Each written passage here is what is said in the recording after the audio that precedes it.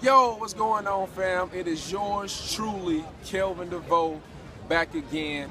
This time I am in beautiful Greenville, South Carolina, down here for this amazing festival called the Fall for Greenville.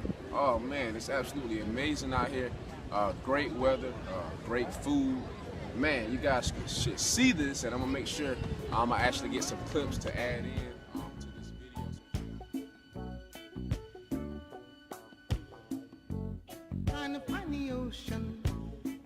And it's absolutely amazing how something that can be orchestrated like this, that can be so successful.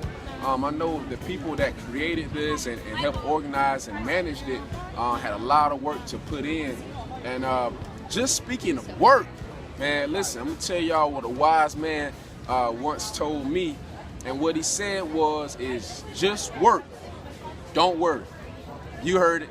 I said, just work, don't worry.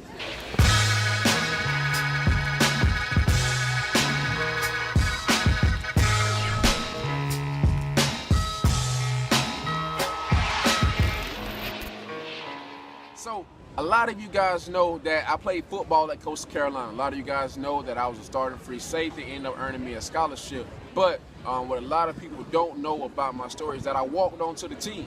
So that means that I didn't have a path like most players. I had to get out and I had to earn it. So I say that to say that nothing came easy for me. I had to literally start at the bottom and work my way up to that starting position. So in between that time, there was a time where I felt like I was performing. I felt like I was putting all the work in. I felt like I was being overlooked, really. And I started to question myself. I started to question my ability. And so at that time, I was kind of down about everything. I really wasn't motivated. But I was on campus one day. I was walking. I was heading to my next class, and I saw one of my teammates. and as I was walking close to him, he was like, "Hey, come here for a minute." His name was Matt Hazel. He's in the National Football League. And so when I came to him, just spontaneously, really, I felt like, but he came to me, he's like, "Hey man, God told me to tell you to just work, don't worry." That's literally where just work, don't worry came from, was Matt Hazel. Once he planted that seed in my mind, man, it seemed like everything from that point on changed. Because I knew the only thing I had to do was go to work. Only thing I had to do was go to work, and he put that seed in my mind, and everything just grew.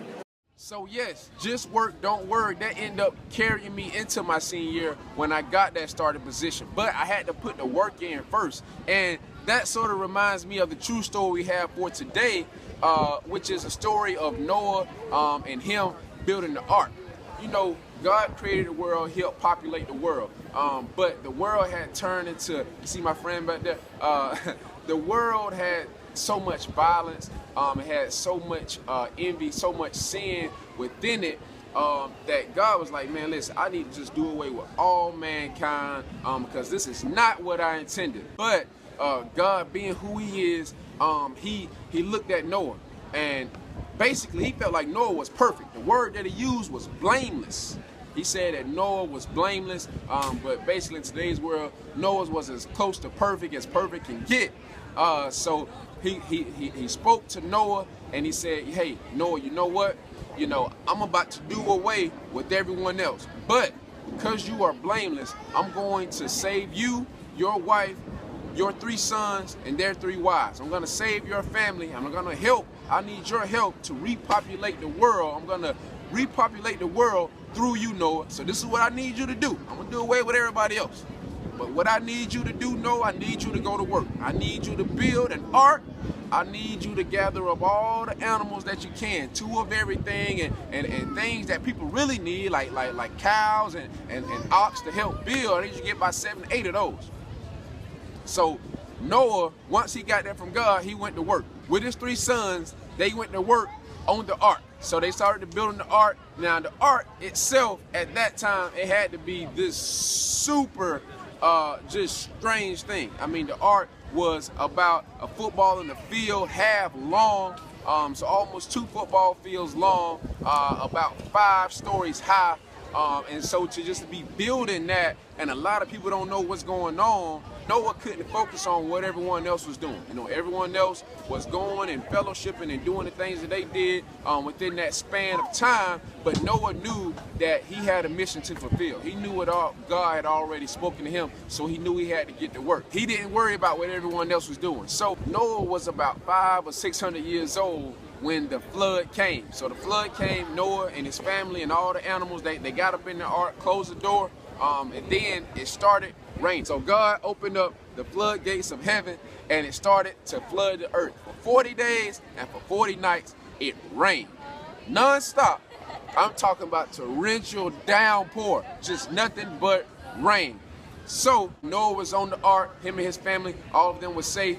And so along with it flooding for 40 days and 40 nights, God was like, man, listen, y'all done did so much damage to, I want to make sure that this type of thing that y'all doing, it doesn't happen again. So what God did was, not only did he let it rain for 40 days and 40 nights, but also after it stopped raining on the 40th night, God was like, hey, you know what? I'm gonna just let this water sit here for a minute. You know how you get a stain in your shirt and you let it soak in cold water? Well, I'm pretty sure that's what God was thinking. Hey, you know what? I'm gonna just let this thing sit over the earth. So he let the water sit from the flood for about 6 months. So after that time frame, what Noah did was he sent out a raven or a hawk, either way, same thing. But that type of bird species, their wings are really strong. So it was able to fly away and it didn't come back. So Noah waited a little bit longer and he had a dove in there with him as well. He knew the dove wasn't as strong, but he knew that if the dove didn't come back, then, you know, it was safe for him to leave. So he sent the dove out. Dove came back. Noah waited about a few more weeks and he sent another dove out, right? Sent the dove out. This time the dove came back with an olive branch. So they let him know, okay, now it's time to go. It's time that we can leave the ark and we can start living our lives the way that God intended for us to. So they started to repopulate the earth, which is absolutely amazing. Now let's look at what Noah did, right? So first of all, God told Noah to do something that was uncommon at that time, right? He told him to build this massive ark to prepare for a flood that was unheard of, unseen before. And this is why I say just work, don't worry. Now, if Noah had been focused on what everyone else at that time was doing, if Noah had committed his way to what the ways of the world at that time, Noah never would have been saved. His family never would have been saved at that time. So you know what? He just had to work. He just had to literally put in the work. He just had to focus on whatever it is that he was doing, that God told him to do. And that's what I want to tell you guys. One of the quickest ways to fail is to focus on what everyone else is doing. Because if you focusing on everyone else's blessing, yours is going right by. Right? So just focus on your work. Just do whatever it is that God put in your heart to do. Whatever it is that you want to do. Whatever your dream, whatever your goal, whatever your magnificent obsession is, follow that. Don't worry about what everyone else is doing. Because your opportunity is closer than what it appears to be. Right? That's the first thing that Noah did. He focused on him. He focused on building the ark. He focused on repopulating the earth. Right? So the second thing that Noah did was he turned down the noise. That's right. He turned down the noise. As I said, Noah, right, he up here building this massive ark. Right now, at that time, I know Noah had friends. I know he had associates. Think about it. At that time, if somebody is doing something that's uncommon, you see them, you're like, man, what in the world are you doing? You're up here building an ark. For what? It ain't even raining yet, bro. Like, what are you doing? You're up here building this massive ark talking about a flood. It ain't raining over 2 weeks. What are you talking about? So I know that Noah at that time, he was having a lot of criticism coming his way. He had a lot of people talking about him, but you know what? He turned down the noise, right? So that's what I also want to tell you guys. Whenever you're reaching for something, whenever you're going for something, it's going to be people that don't understand what you're going for. It's going to be people that don't know the vision that was placed in your mind. So you got to turn that noise down. If they're not helping you, they're not praying for you, then they're no good for you. You got to turn down the noise, man. You got to turn down the noise and focus on the work. Now, the third thing that Noah did was, and I want y'all to know this, I want y'all to hear me real clear. The third thing that Noah did was he prepared for the flood. God had already told him, listen, I'm not going to save everybody else, but I'm going to save you and your family. The flood is coming. Prepare for it. right? That's why Noah built the ark. Now imagine if God had told him that and he didn't build the ark. He wouldn't have been prepared for the flood when the flood came. So I'm here to tell you that the flood is going to come. That job that you want, as long as you're working, it's going to come. That increase that you want, as long as you're working, it's going to come. As long as you're putting in the work, whatever that thing is that you want, it will come. And it will come in abundance. But don't get it twisted. Whatever you reap is what you sow. And not only do you reap what you sow, but you reap much more than what you sow, right? So the flood, it wasn't just one drop that God said, you know, it was torrential downpour for 40 days and 40 nights. I mean, so what God said, I'm pretty sure Noah probably didn't know that it would even be that much, but he was prepared, so it didn't even matter. So I'm here to tell you guys, I'm gonna tell you like that wise man Matt Hazel once told me, just work, don't worry, right? Don't focus on what everyone else is doing.